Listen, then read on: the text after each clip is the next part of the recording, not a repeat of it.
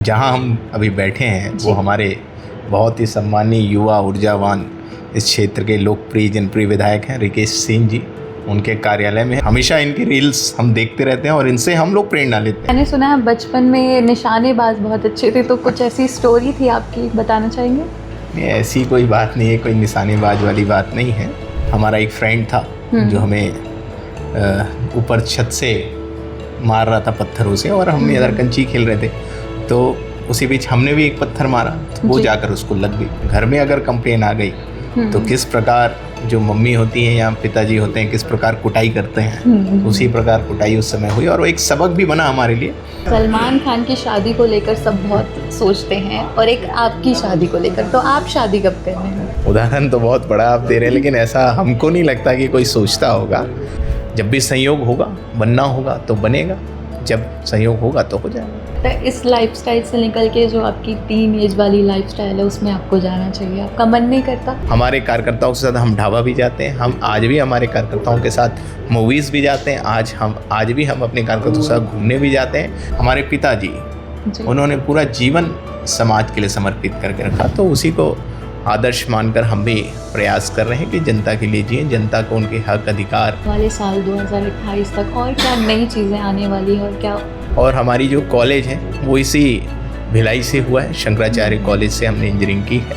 मेरे लिए बहुत बड़ी खुशी की बात, और मैं अपने आप को बहुत सौभाग्यशाली मानता हूँ कि माननीय मुख्यमंत्री विष्णुदेव साय जी ने हमें तकनीकी शिक्षा की जिम्मेदारी दी कि अब आने वाले समय में जो प्राइवेट सेक्टर्स हैं, जो कंपनीज हैं, फैक्ट्रीज हैं और हमारा कॉलेज, इन दोनों को जोड़ने का जो ब्रिज है वो ब्रिज हमारी सरकार बनेगी। आजकल के जो युवा हैं वो कहीं ना कहीं आपके जैसे बनना चाहते हैं, तो उनको क्या उद्देश्य देना चाहेंगे? अभी हमारे बीच आरएन के महामंत्री मौजूद हैं, खुशवंत साहिब। कैसा लग रहा है वैशाली नगर आके, भिलाई आके? बहुत अच्छा, बहुत खुशी हो रही, क्योंकि जहाँ हम अभी बैठे हैं वो हमारे बहुत ही सम्मानीय युवा ऊर्जावान इस क्षेत्र के लोकप्रिय जनप्रिय विधायक हैं रिकेश सिंह जी। उनके कार्यालय में है, जो जन सेवा में अपने जीवन को समर्पित किए हुए हैं। हमेशा इनकी रील्स हम देखते रहते हैं और इनसे हम लोग प्रेरणा लेते हैं, और उनके कार्यालय में हम बैठे हैं तो अपने आप को बहुत सौभाग्यशाली महसूस कर रहे हैं। साथ ही हमारे बहुत ही सम्मानीय हमारे दाऊ जी दुर्ग ग्रामीण के और कैबिनेट मंत्री दर्जा प्राप्त ललित चंद्राकर जी भी साथ हैं, तो बहुत खुशी और उमंग है। सर, मैंने सुना है बचपन में निशानेबाज बहुत अच्छे थे, तो कुछ ऐसी स्टोरी थी आपकी, बताना चाहेंगे? नहीं, ऐसी कोई बात नहीं है, कोई निशानेबाज वाली बात नहीं है। बचपन में हर कोई कंचियाँ खेलता है, हम भी कंचियाँ खेला करते थे, और उसी बीच में एक घटना ऐसी हुई थी कि हमारा एक फ्रेंड था जो हमें ऊपर छत से मार रहा था पत्थरों से, और हम इधर कंची खेल रहे थे, तो उसी बीच हमने भी एक पत्थर मारा तो वो जाकर उसको लग गई। बस ये एक घटना हुई थी। उसके बाद घर में कंप्लेन भी हो गई, और घर में जब कंप्लेन होती है, आप सब जानते हैं बचपन में जब घर में अगर कंप्लेन आ गई तो किस प्रकार जो मम्मी होती हैं या पिताजी होते हैं किस प्रकार कुटाई करते हैं, उसी प्रकार कुटाई उस समय हुई और वो एक सबक भी बना हमारे लिए कि निश्चित ही सामने वाले अगर कुछ गलत कर रहा है या गलत तरीके से खेल रहा है तो हम प्रयास करें कि हम उसको सुधारें, ना कि हम उसको रिपीट करें। और वो हमारे जीवन के लिए सबक बनी, और उस मार्गदर्शन को माता जी की, अपनी मम्मी की, और उसको जीवन में लेके चल रहे हैं। और आज जो भी हैं तो कहीं ना कहीं माता और पिता का आशीर्वाद, उनके मार्गदर्शन का ही है। सर, अभी जितने आपके कार्यकाल में हुए हैं, कुछ ऐसी इंटरेस्टिंग बात जो आप बताना चाहें, आपको भी याद करके मज़ा आता हो? इंटरेस्टिंग बात मतलब किस टाइप की बातें? कुछ भी ऐसे कार्यकाल में कुछ ऐसा हुआ हो इन 2.5 सालों में? जी। अब इन 2.5 सालों में तो ऐसा है कि जीवन हमेशा समाज के लिए है, जनता के लिए है, और उसी के लिए जीवन भर काम करना है, सेवा करना है, क्योंकि उस परिवार से हैं। परम पूज्य गुरु घासीदास बाबा जी के परिवार में अवसर मिला, एक कहीं ना कहीं ये सौभाग्य है।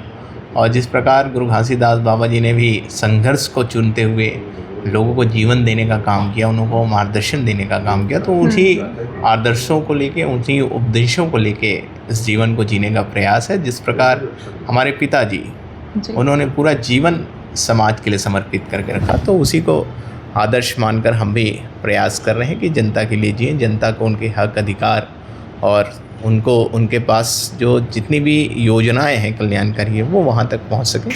ये प्रयास हमारा लगातार चल रहा है और इसी में लगे हुए हैं। सर, सलमान खान की शादी को लेकर सब बहुत सोचते हैं और एक आपकी शादी को लेकर, तो आप शादी कब कर रहे हैं? देखिए, उदाहरण तो बहुत बड़ा आप दे रहे हैं, लेकिन ऐसा हमको नहीं लगता कि कोई सोचता होगा। और रही बात शादी की, तो हम सब जानते हैं शादी विवाह बहुत इस जीवन का बहुत महत्वपूर्ण कार्य होता है और बहुत सोच समझ के इस डिसीज़न को लेना होता है। और शादी विवाह ऐसे नहीं होता, संयोग होता है, और जब संयोग होता है तो निश्चित ही जब भी संयोग होगा, बनना होगा तो बनेगा, जब संयोग होगा तो हो जाएगा। फिर भी कब तक करेंगे आप शादी? देखिए, इसका समय सीमा बता पाना कहीं ना कहीं संभव नहीं है, क्योंकि ये संयोग की बात है। संयोग जब बनेगा तो होगा ये। सर, आपको ऐसा नहीं लगता इस लाइफस्टाइल से निकल के जो आपकी टीन एज वाली लाइफस्टाइल है उसमें आपको जाना चाहिए? आपका मन नहीं करता जैसे पार्टी करने का, दोस्तों के साथ बैठने का, मूवी देखने का, इस टाइप का?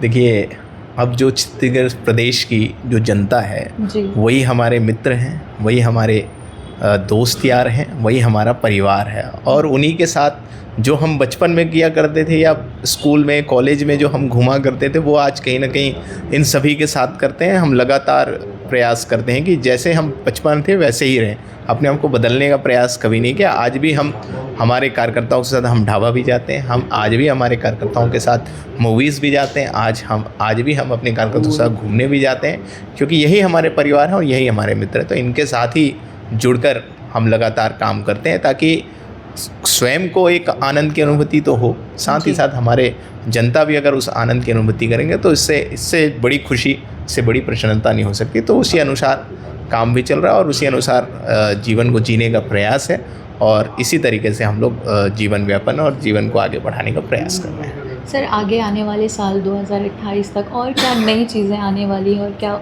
नया चीज़ होने वाला है?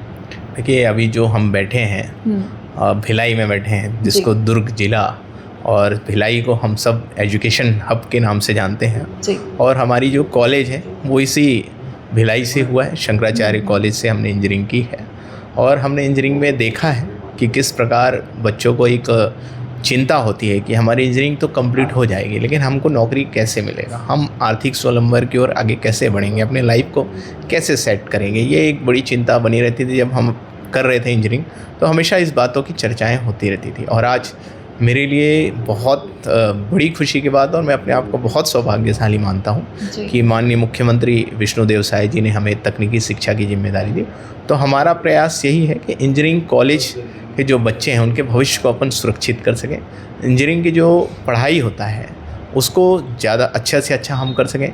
उसमें जिस प्रकार से निश्चित ही बुक का जो ज्ञान है वो तो मिलता है, लेकिन एक प्रैक्टिकल जो नॉलेज ज़्यादा होनी चाहिए वो कम है। तो हमारा प्रयास ये है कि हमारे बच्चों को प्रैक्टिकल नॉलेज ज़्यादा से ज़्यादा मिले, और जब इंजीनियरिंग उनकी कंप्लीट होती है उसके बाद कहीं ना कहीं प्लेसमेंट की चिंता एक पड़ी रहती है। तो हमारा प्रयास ये है कि अब आने वाले समय में जो प्राइवेट सेक्टर्स हैं, जो कंपनीज हैं, फैक्ट्रीज हैं और हमारा कॉलेज, इन दोनों को जोड़ने का जो ब्रिज है वो ब्रिज हमारी सरकार बनेगी, और हमारा सरकार विष्णुदेव साय जी की सरकार ये ब्रिज बनकर इन दोनों को पास लाएगी, एक जॉब की अपॉर्चुनिटीज़ क्रिएट करेगी और बच्चों को जॉब मिल सके, इसके लिए हम लोग प्रयास करें। और सिर्फ प्राइवेट ही नहीं, गवर्नमेंट में भी हर तरीक़ा से हम लोग प्रयास करें। तो ये आने वाले समय के लिए हमारा फ्यूचर का प्लान है कि ज़्यादा से ज़्यादा बच्चों को अपन जॉब दे सकें, आर्थिक स्वावलंबन की ओर आगे बढ़े। और सिर्फ जॉब ही नहीं, हम चाहते हैं कि हमारे बच्चे जॉब मांगने वाले नहीं, जॉब देने वाले बने। तो इस अनुसार हम लोग काम करें ताकि वो खुद तो आर्थिक स्वावलंबन की ओर आगे बढ़े और 10 लोगों को और वो नौकरी दे सके। तो इस प्रकार हुनरमंद जो हमारा स्किल डेवलपमेंट है उसके माध्यम से इतना हम हुनरमंद उनको बनाना चाहते हैं, इतना स्किल उनका डेवलप करना चाहते हैं ताकि वो लोग उनको ढूंढते हुए और ख़ुद उनको नौकरी भी दें या उनको कोई फैक्ट्री कंपनी लगाने के लिए प्रोत्साहित करें। तो इस प्रकार काम चल रही है और सरकार इसके लिए आर्थिक सहयोग भी हमारे युवा साथियों को देगी।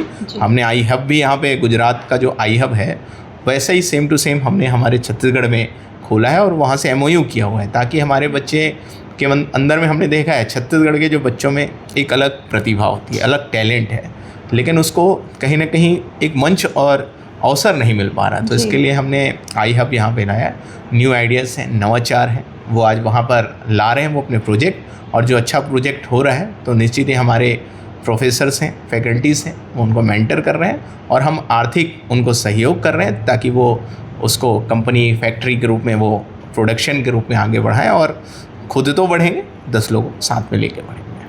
आजकल के जो युवा हैं वो कहीं ना कहीं आपके जैसे बनना चाहते हैं, तो उनको क्या उद्देश्य देना चाहेंगे?